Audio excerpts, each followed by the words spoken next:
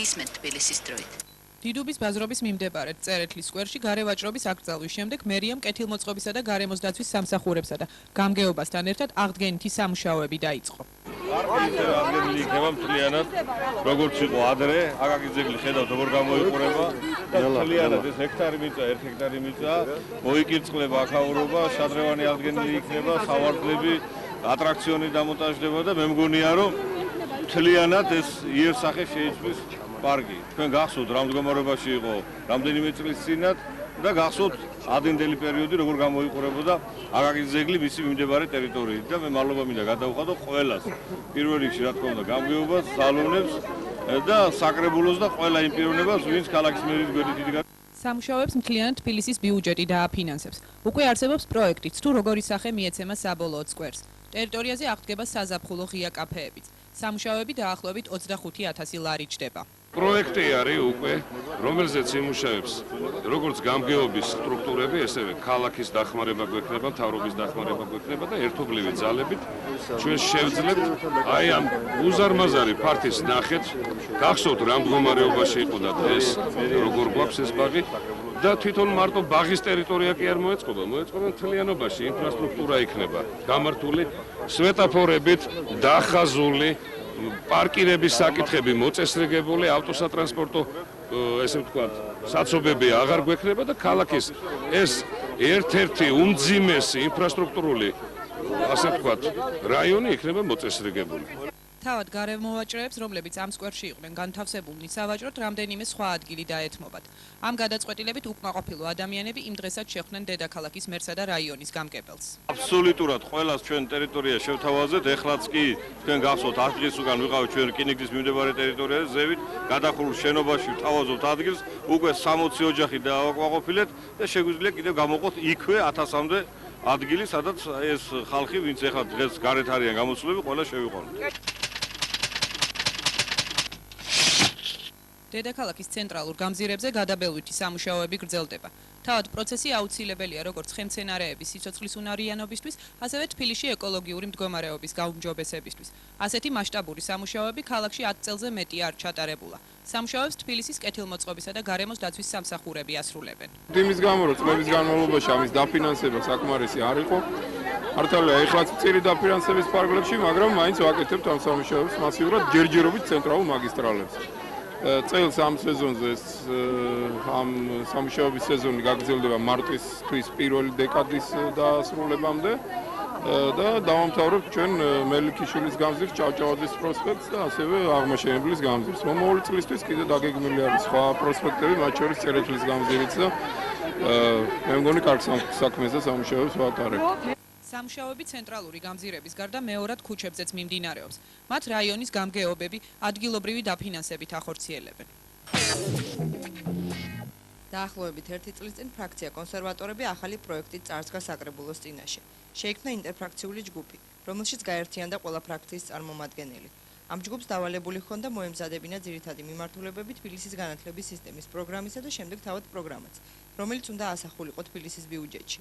გასულ კვირას მოხდა ამ პროექტის ხელახალი წარდგენა. პრაქტიკულად ყველა დედაქალაქს, რომლის გამოცდილება ჩვენ შევისწავლეთ, ასეთი პროგრამა აქვს და საზოგადოებისთვის ცნობილია, ვინ რა ვადებში და კერძოდ რა საქმიანობს განათლების სფეროში. ბუნებრივია, რომ ჩვენი თბილისისთვისაც ეს აუცილებელი იყო და აი პრაქტიკულად ეს ჩვენ მოვამზადეთ. მოიცავს რამდენიმე ძირითად მიმართულებას, რასაც ჩვენ პრიორიტეტებად მივიჩნევთ და მოიცავს მიზნობრივ პროექტებს, რომლებზედაც ჩვენ სულ მალე ტენდერებს გამოვაცხადებთ და უკეთეს პროექტებს შევარჩევთ განსახორციელებლად. პრიორიტეტები არის შემდეგ, მე ძალიან მოკლედ გეტყვით, ეს არის ძირითად სტრატეგიულ გადაწყვეტილებათა მიღების დემოკრატიული მექანიზმის შექმნა, რომ ერთმა და ორმა კაცმა ვიწრო წრეში არ მიიღოს გადაწყვეტილებები, რაც მთელი თბილისისთვის მნიშვნელოვანია განათლების სფეროში და იყოს გამჭვირვალე საზოგადოებისთვის, ეს ერთი. მეორე, ეს გახლავთ საკადრო საკითხი, იმიტომ რომ ჩვენ სერიოზული პრობლემები გვაქვს, როგორც განათლების მმართველთა მომზადების დონის თვალსაზრისით, ისე პედაგოგებისა და სკოლის დირექტორთა მომზადების თვალსაზრისითაც. მესამე გახლავთ განათლების ხარისხის მონიტორინგი, იმიტომ რომ ყველაფერი, რასაც ჩვენ ვაკეთებთ, მიდის ერთი საერთო მიზნისკენ, რომ ჩვენ შვილებს გქონდეთ მაღალხარისხოვანი განათლება. მეოთხე მიმართულება მართვის სისტემის რეორგანიზაცია და მეხუთე თანამშრომლობა. მე ვფიქრობ, რომ უახლოეს ერთ-ორ დღეში მოხდება დამტკიცება და ჩვენ შევთავაზებთ ახალ მინისტრს შეხვედრას და ამ შეხვედრის დროს ალბათ მოვილაპარაკებთ თანამშრომლობის ყველა ასპექტის შესახებ.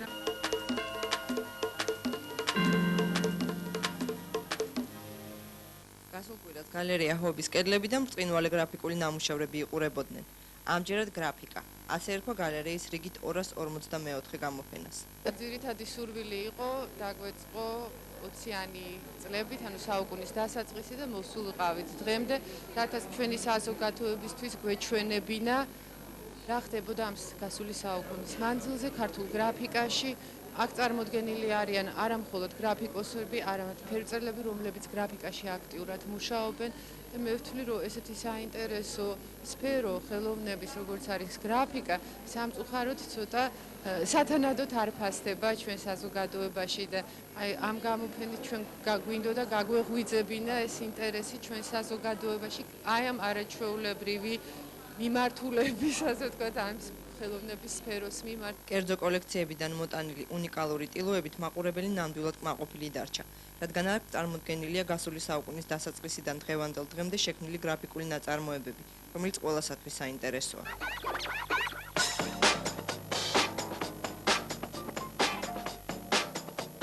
მუნიციპალური პროგრამის ფარგლებში მერიისა და მსოფლიო ბანკის თანადაფინანსების პრინციპით გზების აღდგენითი სამუშაოები გრძელდება. ამჟამად სამუშაოები სვანეთის უბანში, დავითაშვილის, შრომის, ლამისა და გრანელის ქუჩებზე მიმდინარეობს. იცვლება წყალკანალიზაციის სისტემა, სანიაღვრე კოლექტორები. ამ სამუშაოების დასრულებისთანავე ასფალტსაფარიც დაიგება.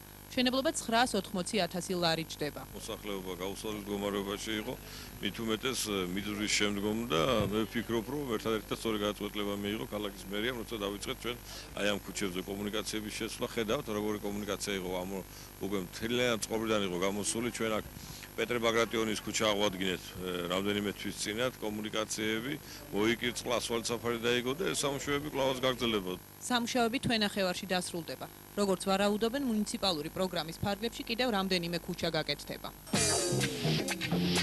ორშაბათის ტრადიციულ თათბირზე დედაქალაქის მერი ქალაქის სამსახურებსა და გამგეობებში სტრუქტურული რეორგანიზაციის თემას შეეხო. შტატების სამწუხაროდ შემცირდება ჩემი გათვლებით სადაც 30-40%-ით მერიის სისტემაში, ეს მერიის და გამგეობის სისტემას ეხება ყველას.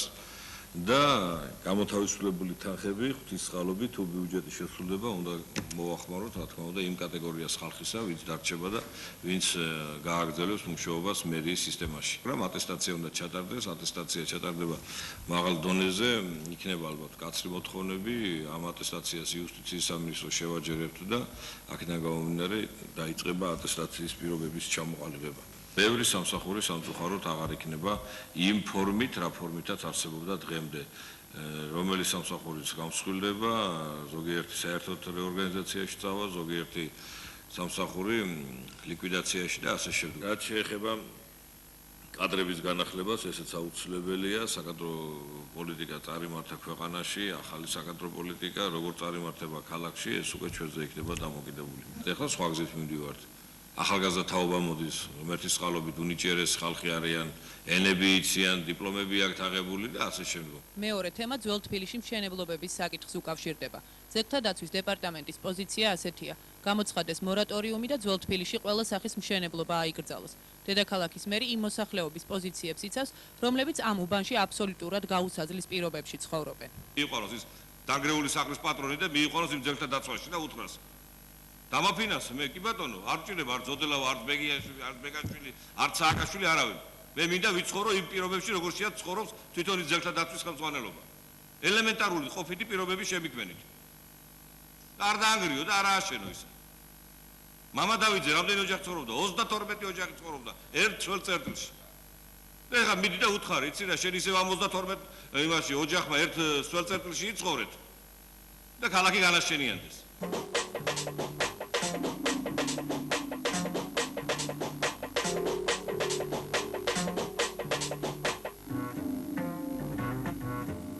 სასწაულის რომ ჯერა სწორედ ეს არის სასწაული.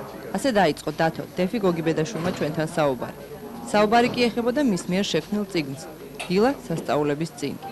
რწმენა, იმედის უნარი, ადამიანის თვითაღმოჩენა და გამძლეობა. ეს არის სწორედ მისი სასწაული. თვითონ სასწაულის არსებობას რომ უშვებ და რომ მინდა დავიჯერო რომ არსებობს რაღაც სასწაული, უფრო ეს არის სასწაული, ჩემი აზრით. აი ეს რწმენაა და ეს იმედის უნარია სასწაული.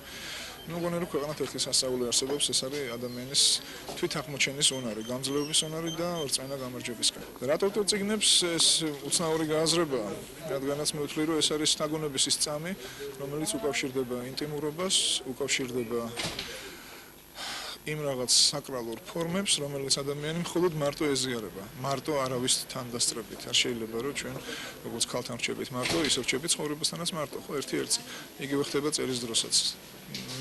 ჩემი წიგნები ყველა არის სისხლით, ემოციით, ყოფლით და სურვილით, დიდი აღტკინების სურვილით დაწერილი წიგნი. ეს შეხვედრა გასულ შაბათს პარნასში შედგა, სადაც დეფიმ თავისი ახალი წიგნი მკითხველებს გააცნო და მოწიწებით დასძინა, რომ წიგნის ყდაზე გუსტავ კლიმტის შესანიშნავი ტილოს რეპროდუქცია გამოიყენა. კითხვაზე, თუ რა განწყობით უნდა ეზიაროს მკითხველი მის შემოქმედებას დასძინა.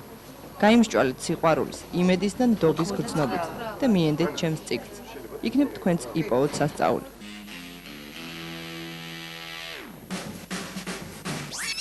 ჩვენი გადამღები ჯგუფი გლდანი ნაძალადევის რაიონის გამგებელსა და თბილისის მთავრობის ვიცე-პრემიერს თემურ ქურხულს შემოვლაზე გაყვა. გურამიშვილის გამზირზე მეტრო ღრმაღელესთან ზედ ტროტუარზე მდებარე ეს სავაჭრო ჯიხური ყოველგვარი კანონის დაცვით აშენდა. ადმინისტრაციული ინსპექციის წინააღმდეგობის მიუხედავად მშენებლობის აკრძალვა ვერ მოხერხდა. მესაკუთრეებმა სასამართლო პროცესი მოიგეს. მეორე ობიექტი მეტრო სარაჯიშვილთან განთავსებული სავაჭრო პავილიონის კარკასი გახდათ, რომელიც ასევე ტროტუარზე გადმოდის. გამგეობა ამ უსახურის შენობებისაგან ქუჩების გათავისუფლებას გეკმავს. პატრონებს, ვინც აი ამ უსახურ და უგემოვნო რაღაც პავილიონებს აშენებს, ეს მათ თითქოს დაკანონებული აქვს ეს ადგილი. მაგრამ ჩვენ ყველაფერს გავაკეთებთ და მოვაშოროთ აი ეს სიმახინჯე. სხვათა შორის ჩვენმა ინსპექციამ ადმინისტრაციულმა რამოდენიმე თვის წინ აიგო აქ უამრავი ჯიხური გაწმინდა. გამოაჩინა მეტროს გაჩერებები და დღეს სავსებით სამართლიანად ხალხი აღშფოთებულია იმითი რა პავილიონები ჩვენ ნახეთ. ამ ეტაპზე ჩვენ მაგას დავაკონსერვებთ, რა სანამ არ გაარკვევს ეს ხალხი, ვინც აშენებს ჩვენთან რას აპირებს და თუ ამას აპირებს, ეს არის ყოველად წარმოუდგენელი, ჩვენ ეს დაუშვათ და აი ნახოთ რა. ჩვენ ალბათ ვაიძულებთ რომ მეტრო ღმაღელეს შეუცვალო დისლოკაციის ადგილი და მათ ვაიძულებთ რომ შეაჩერონ და იქ საერთოდ არაფერი აღარ აშენდეს. მოგვიანებით რაიონის გამგებელი და თბილისის მთავრობის ვიცე-პრემიერი გარე მოვაჭრეებს შეხვდნენ. მუხიანის დასახლებაში არსებული ძველი ბაზრობის ტერიტორია კვლავ აღდგება და აქ 3000-ზე მეტი მოვაჭრე მოიყრის თავს. ამ გადაწყვეტილებით იქვე მცხოვრები მოსახლეობაც კმაყოფილია, რადგან სავაჭროდ მათ შორმანძილზე წასვლა არ მოუწევთ. უკვე შედგენილია გარე მოვაჭრეების სიებიც. აქვს ადგილები კი. სიაში ხარ? სიაშიდაც. ისე მე მგონია კარგი რამე იქნება, რა ვიცი. არ არის ისეთი ტერიტორია, რომ მოსახლეობის მხრივ რომელიმე მოსახლეობას ხელი შეუშალოს. და მე მგონია ყველანაირ ყველაფერს აჯობებს. გარე მოვაჭრეებთან შეხვედრისას ის ადამიანებიც აღმოჩნდნენ, რომლებიც სიაში არ იყვნენ. პრობლემა ადგილზევე მოგვარდა. ბაზრობის შიგით 1200 კაცი ეტევა. ადგილის გარეშე კიდევ 1500 ადამიანია დარჩენილი.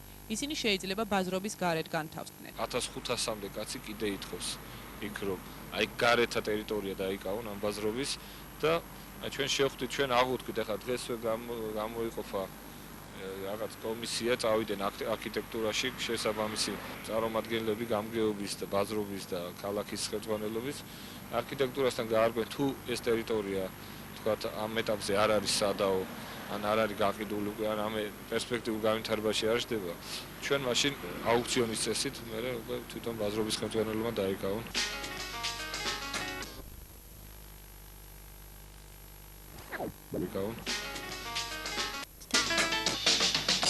ქალბატონზე, რომლის შესახებაც დღეს გიამბობთ, თავის დროზე ლეგენდები დადიოდა. მისმა გარეგნულმა მშვენიერებამ ბევრ მამაკაც დაუკარგა მოსვენება. გაკვირვებული გამლელები ხმამაღლა კითხულობდნენ. ნუ თუ ოდრი ჰეპბერნია ჩვენთან ჩამოსულიო, მაგრამ ქალბატონი ნელი ბერაია სიამაყით აღნიშნავდა, რომ ქართველია და ნელი ჰქვია. გავიდა ხანი. დღეს იგი 73 წლისაა, მაგრამ დრომ ვერაფერი ვერ დააკლო მისი თვალების ოდრისეულ მშვენებას. სწორედ მისმა გარეგნობამ განაპირობა მისი ცხოვრებაც. ჩარში დამინახა პიპინაშვილმა. კოლე პიპინაშვილმა, რეჟისორმა. და ნუ როგორც ჩანს მოვეწონე, მაშინ 14 წელს გოგო ვიყავი და შემთავაზა მის ფილმში მონაწილეობა და ფილმ მაგალითად ეპიზოდი, ჩემი ეპიზოდი სცენარში არ იყო, მაგრამ მოინდომა ძალიან ჩემი გადაღება და ჩაუმატა იქ რაღაცა პატარა ეპიზოდი, მე და მედეია ჯაფაძე მღერივართ იქ სიმღერა. ეს იყო აკაკის აკვანში, რომელსაც მარლე ბევრი ჩვენთაგანის გასაოცრად ქეთო და კოტეში ქეთოს როლი მოჰყვა, მაგრამ ბედმა სხვაგვარად ინება. 5 საბჭო დამამტკიცა მე და ტაბლიაშვილს უნდა მედეია. ნუ დიდი ბრძოლის მერე მაინც მე გავიმარჯვე. ეხლა ხდება ისეთი მომენტი, რომ აქ დატვირთვა მქონდა ძალიან პირველ სურათზე, აკაკის აკვანზე და დედაჩემმა გადაწყვიტა, რომ წამიყვანოს ბორჟომში დასასვენებლად. მითხრეს, რომ 10 მაისს უნდა ყოფილიყავი თბილისში გადაღებაზე. 10 მაისს უნდა დაწამიყო და რაღაცა პერიოდი იყო. რამდენი წელი დადებოდით? 14-ის. ხდება ესეთი რაღაც, დაიწყო გადაღებები ცოტა ადრე. დროზე ადრე. მეძებე არსად არა ვარ და მისაღებთ არ დაგვიტოვებია, იმიტომ რომ ვიცი უნდა ჩამოვიდე. მოდის დეპეშა მაშინ კინოსტუდიაში რუსული ტექსტით, რომ მე ავარიაში მოხვდი და ვარ სიკვდილის პირას. ვიღაცა არ დაიზარა, სპეციალურად ბორჟომში ჩამოვიდა და იქიდან გამოგზავნა დეპეშა. მე არავჩან ვარ. ნუ არ ვიცი ახლა რა გითხრათ, ვინ გააკეთა, ვიღაცა ჭყალებში ჩემმა კეთილის სურვება. დაიწყო გადაღება. სასწრაფოდ მედეას, რა თქმა უნდა, დაუძახეს. ამის შემდეგ ქალბატონი ნელის მამა, მაშინდელმა კიროვის რაიკომის მდივანმა შოთა ბერაიამ სასტიკად აუკრძალა ქალიშვილს კინოში მოღვაწეობა. არ შემდგარი მომღერლისა და მსახიობობის შემდეგ ქალბატონი ნელი ჟურნალისტი გახდა.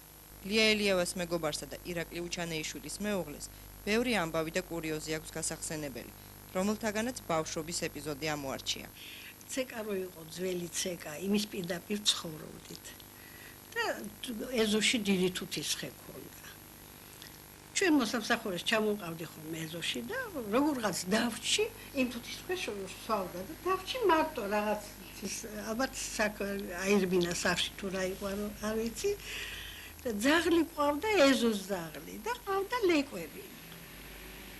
დავინახე როგორ წოვენ თქლაფად კლუბით ამ ძუძუს და როგორ ჩას მომენატრ და ახალი დანებებული მქონდა აბა და ეს ისე მკაფიოდ მახსოვს, იცით როგორ დღევანდელი დღე. მოვიხიბლე, მივედი, მივცოცდი და როგორც ლეკვები წოვდნენ, ზუსტად ისე გავწექი და ჩემს ბედზე ერთი ძუძუ ცარიელი იყო. თავისუფალი. ამის შემდეგ ცხოველებისადმი სიყვარული მას მთელი ცხოვრება თანსდევს. დღესაც ყავს პეკინესი ბემბი, მაგრამ თავარი მაინც მისი პირადი ცხოვრებაა, რომელიც დიდი ტკივილით არის სავსე. მას ორივე შვილი ტრაგიკულად დაეყუპა და დღეს მარტო სულია. 2 წლის წინ ხილვა სიზმრის შემდეგ ქალბატონმა ნელი მხატვა დაიწყო. შემდეგ კი ბისერით მშვენიერი ტილოების გაფორმება გადაწყვიტა. გასაოცარი ნამუშევრები დღეს უკვე შეკვეთებით იქმნება. იგეგმება მათი გამოფენაც. სულ რაღაცას უნდა ვაკეთო, რაღაცა თუ არა მაგ გასაკეთებელი ვფიქრობ, რა დავახსიო, რომ ამაშენ უნდა თავიდან გავაკეთო. ეს მოუსვენარი ვიყავი თელ ცხოვრება, ძალიან ემოციურიც ვიყავი და მოძრავი ვიყავი ძალიან. მოკლედ ეს სიბერეშიც ვერ ვისვენებ. მეც მაგამ მიგზავნა ეს იცით უკვე მაგ ამბების მერე რაც მე გადავიტანე დეპრესიული მდგომარეობა მქონდა ძალიან. მაგრამ როგორც ჩანს, არ ვიცი, აი მე მორწმუნე რო გითხრათ, არასდროს არ ყოფილვარ და ამ ბოლო დროს აი ეს ჩემთვის ეს არის სასწაული, იმიტომ რომ ჩემ ცხოვრებაში ჭიქაში არ დამიხატია, პანკარი არ ამიღია, არც მოთხოვნილებამ არ მქონია ხატვის. და ერთბაშად ესეთი სასწაული მოხდა და მე მგონი რაღაცა მაინც რაღაცას ვტოვებ. მიუხედავად იმედგაცრუებებითა და ტკივილით სავსე საინტერესო ცხოვრებისა, ქალბატონმა ნელი აღნიშნა. ლამაზ ქალად დაბადება ძალიან ძნელიაო. ყველაფრის მიუხედავად მის თვალებში დღემდე არ ჩამქრალა ეშხი და ქალური ეშმაკუნები და ალბათ სწორედ ამიტომაც თავის ნამუშევრებში იგი ყველაზე დიდხანს მონდომებითა და მოწიწებით თვალებს ხატავს. თუ თქვენ თბილისი გიყვართ, თუ დედაქალაქის პრობლემები თქვენი პრობლემებია, თუ გაინტერესებთ რა იყო გუშინ, რა ხდება დღეს, როგორი იქნება ხვალ თბილისი, უყურეთ გადაცემა თბილისის დროით. 23:03:67 გისმენთ თბილისის დროით.